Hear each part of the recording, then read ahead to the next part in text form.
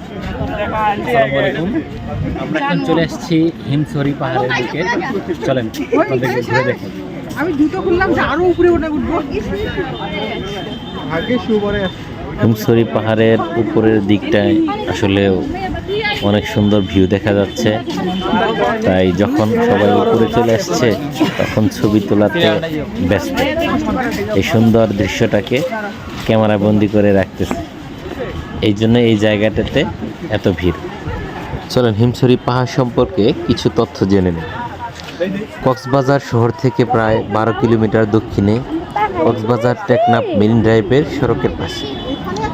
হিমছড়ি পাহাড়ের উচ্চতা, সর্বোচ্চ অংশের উচ্চতা সমুদ্র পৃষ্ঠ থেকে প্রায় 50 থেকে 60 মিটার।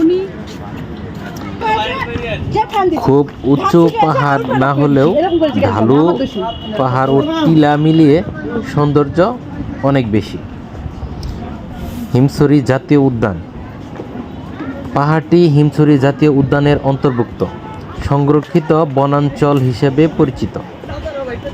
প্রাকৃতিক বৈশিষ্ট্য, আসেন আমরা প্রাকৃতিক বৈশিষ্ট্য সম্পর্কে কিছু তথ্য জেনে নিই।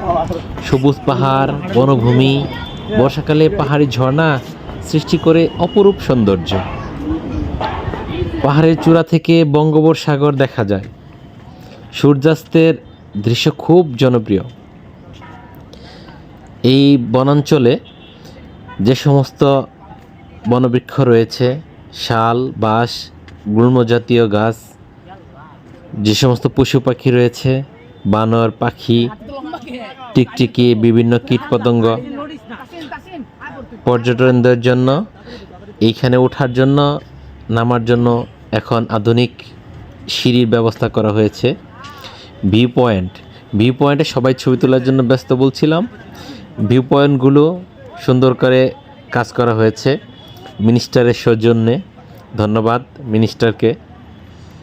আর এখানে দেখলাম যে ওঠার জন্য সুন্দর একটা ওয়াচ টাওয়ারও নির্মাণ করা হয়েছে, যদিও এটা এখন পর্যন্ত খুলে দেওয়া হয়নি। আশা করা যায় যে অবশ্যই কিছুদিনের মধ্যে ওয়াচ টাওয়ারটা জনসাধারণের জন্য উন্মুক্ত করা হবে।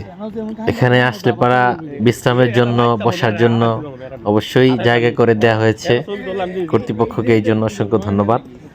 যাই হোক, আপনারা যারা ঘুরতে আসতে যাচ্ছেন অবশ্যই নভেম্বর থেকে ফেব্রুয়ারির মধ্যে আসার জন্য চেষ্টা করবেন, এটাই সবচেয়ে আরামদায়ক। আর যদি বর্ষার ঝর্ণা দেখতে চান তবে অবশ্যই বৃষ্টির সময় আসলে ভালো হবে। ধন্যবাদ সবাইকে, আল্লাহ হাফেজ।